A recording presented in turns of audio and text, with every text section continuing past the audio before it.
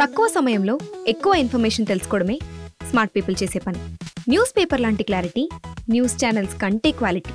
ఏంటి ఇంకేంటి? 4 Sides TV app download it.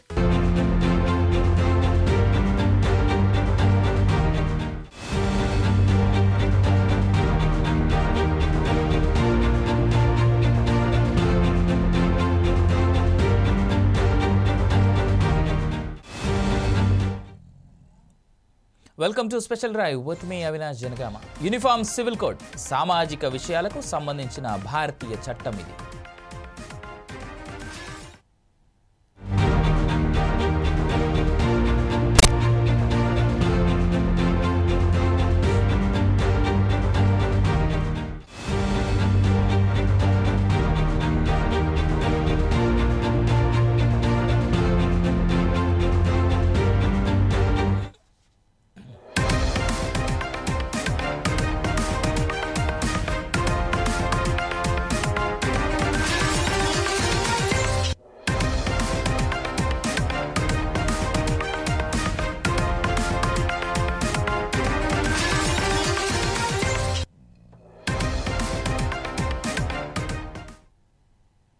Uniform civil code సామాజిక విషయాలకు సంబంధించిన భారతీయ చట్టం ఇది.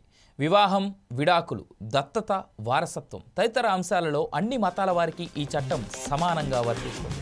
భిన్న సంస్కృతులు, మతాలకు అతీతంగా పౌరులందరికీ ఒకే న్యాయం అన్నమాట. దేశంలో యూసీసీ అమలు చేసిన తొలి రాష్ట్రంగా ఉత్తరాఖండ్ నిలిచిన వేళ ఈ సివిల్ కోడ్ గురించి మరిన్ని విషయాలు తెలిపే ప్రయత్నం చేస్తారు.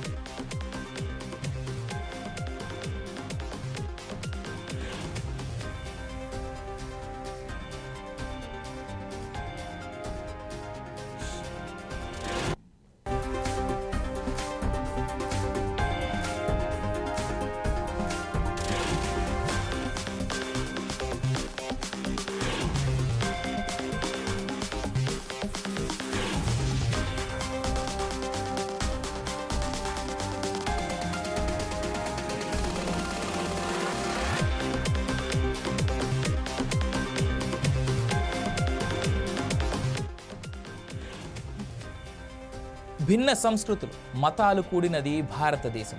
పెళ్లిళ్ళు, విడాకులు, వారసత్వంగా వచ్చే ఆస్తులతో పాటు పలు సామాజిక విషయాలకు సంబంధించి చట్టాలు అందరికీ ఒకేలా ఉండవు. ప్రజలు ఆచరించే మతపరమైన ఆచారాలు, సంప్రదాయాల మేరకు ఉంటాయన్నది తెలిసిందే. మతంతో లింగ భేదాలు లేకుండా పౌరులందరికీ ఒకే చట్టమే యూనిఫామ్ సివిల్ కోడ్.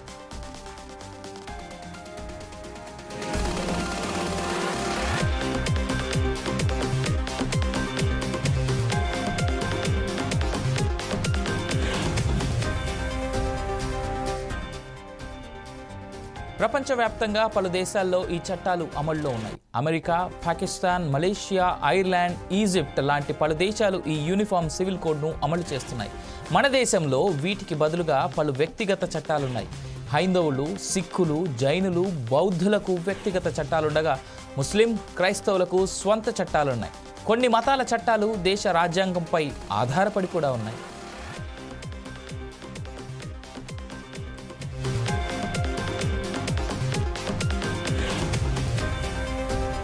అయితే యూనిఫామ్ సివిల్ కోడ్ను ఎన్నికల రాజకీయాల కోసం నేతలు ఉపయోగించుకుంటున్నారన్నది ప్రశ్న. 2024 సార్వత్రిక ఎన్నికల వేళ ఈ సివిల్ కోడ్ అంశం తెరమీదికి వచ్చింది. ప్రధాని మోదీతో సహా అనేక మంది బీజేపీ నేతలు యూసీసీ కోసం ప్రచారాలు చేశారు. ప్రజల వ్యక్తిగత వ్యవహారాలైన పెళ్లి, విడాకులు, ఆస్తి పంపకాలు, దత్తత వంటి అంశాల్లో మతానికి సంబంధం లేకుండా ఒకే విధమైన చట్టాన్ని తీసుకురావడమే దీని ఉద్దేశమంటున్నారు నేతలు. వ్యక్తిగతంగా ఉన్న చట్టాల్ని తొలగించి వాటి స్థానంలో ఒకే ఒక్క చట్టం అన్నమాట. కానీ యూనిఫామ్ సివిల్ కోడ్ను అమలు చేయడం కష్టమనే వాదనలు కూడా లేకపోలేదు.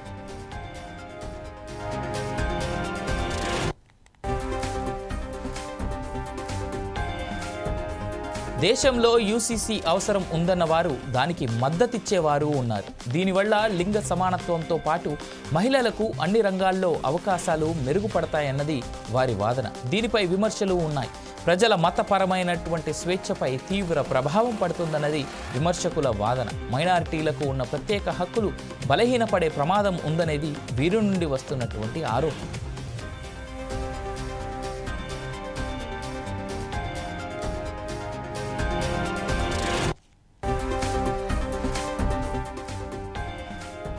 ఇది ఓటు బ్యాంక్ రాజకీయాల కోసం అన్నవారు కూడా ఉన్నారు. ఏది ఏమైనా ఈ యూనిఫామ్ సివిల్ కోడ్తో రాష్ట్రం ఒక్కటవుతుందన్నది ఉత్తరాఖండ్ ప్రభుత్వం భావించింది. అందుకే దేశంలో తొలిసారి ఈ సివిల్ కోడ్ను అమలు చేసిన రాష్ట్రంగా నిలిచింది. రాష్ట్రంలో సోమవారం నుంచి ఈ సివిల్ కోడ్ అమల్లోకి వచ్చింది. ఈ సందర్భంగా ఉత్తరాఖండ్ సీఎం పుష్కర్ సింగ్ ధామీ సంచలన వ్యాఖ్యలు చేశారు. విలేకరులతో మాట్లాడుతూ యూనిఫామ్ సివిల్ కోడ్ నిబంధనలను విశదీకరించారు. రాష్ట్రంలో అన్ని మతాల్లో బహుభార్యాత్వం నిషేధించబడిందన్నారు ఆయన.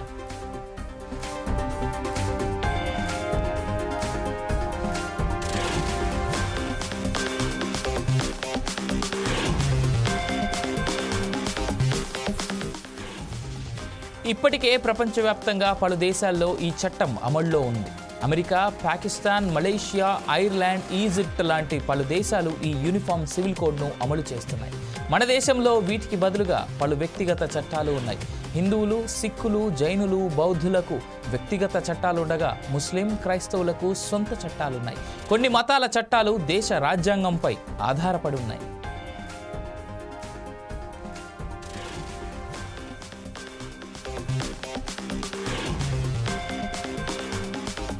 అయితే యూనిఫామ్ సివిల్ కోడ్ను ఎన్నికల రాజకీయాల కోసం నేతలు ఉపయోగించుకుంటున్నారన్నది ప్రశ్న. 2024 సార్వత్రిక ఎన్నికల వేళ ఈ సివిల్ కోడ్ అంశం తెరమీదికి వచ్చింది. ప్రధాని మోదీతో సహా అనేక మంది బీజేపీ నేతలు యూసీసీ కోసం ప్రచారాలు చేశారు. ప్రజల వ్యక్తిగత వ్యవహారాలైన పెళ్లి, విడాకులు, ఆస్తి పంపకాలు, దత్తత వంటి అంశాల్లో మతానికి సంబంధం లేకుండా ఒకే విధమైన చట్టాన్ని తీసుకురావడమే దీని ఉద్దేశమంటున్నారు నేతలు. వ్యక్తిగతంగా ఉన్న చట్టాల్ని తొలగించి వాటి స్థానంలో ఒకే ఒక్క చట్టం అన్నమాట ఇది. కానీ యూనిఫామ్ సివిల్ కోడ్ను అమలు చేయడం కష్టమనే వాదనలు కూడా లేకపోలేదు.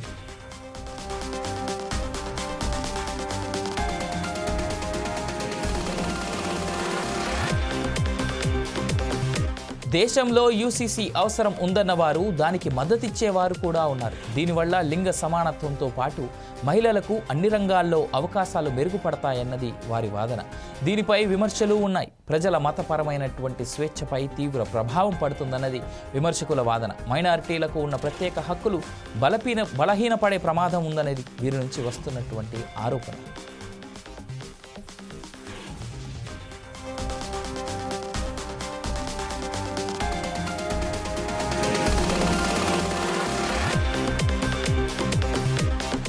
ఇది ఓటు బ్యాంకు రాజకీయాల కోసం అన్నవారు ఉన్నారు. ఏది ఏమైనా ఈ యూనిఫామ్ సివిల్ కోడ్తో రాష్ట్రం ఒక్కటవుతుందన్నది ఉత్తరాఖండ్ ప్రభుత్వం భావించింది. అందుకే దేశంలో తొలిసారి ఈ సివిల్ కోడ్ను అమలు చేసిన రాష్ట్రంగా నిలిచింది. రాష్ట్రంలో సోమవారం నుంచి ఈ సివిల్ కోడ్ అమల్లోకి వచ్చింది. ఈ సందర్భంగా ఉత్తరాఖండ్ సీఎం పుష్కర్ సింగ్ ధామీ సంచలన వ్యాఖ్యలు చేశారు. విలేకరులతో మాట్లాడుతూ యూనిఫామ్ సివిల్ కోడ్ నిబంధనలను విశదీకరించారు. రాష్ట్రంలో అన్ని మతాల్లో బహుభార్యాత్వం నిషేధించబడిందన్నారు ఆయన.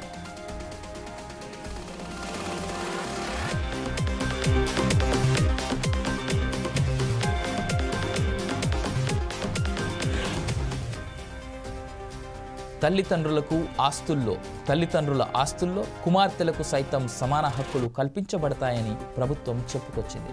రెండో వివాహం, లివ్ ఇన్ రిలేషన్షిప్ వల్ల జన్మించిన ఆడపిల్లలకు సైతం ఆస్తిలో సమాన వాటా దక్కుతుంది. ఇందుకై రిజిస్టర్ చేసుకోవాల్సి ఉంటుంది. ఈ సమాచారాన్ని రిజిస్ట్రార్ వారి తల్లిదండ్రులకు అందిస్తారు. ఈ విషయంలో గోప్యత ఉంటుందని అన్నారు. ప్రతి ఏటా జనవరి 27వ తేదీన యూనిఫామ్ సివిల్ కోడ్ డేగా జరపాలని నిర్ణయించిన వేళ సివిల్ కోడ్ అమలు ఎలా ఉంటుంది, దానివల్ల ప్రజలకు ఒనగూరే ప్రయోజనాలు ఎలా ఉంటాయో వేచి చూడాల్సినటువంటి అంశం. ఇది ఇవాల్టి special drive with me Avinash Janagama on 4 Sides. For more details, keep watching 4 Sides TV.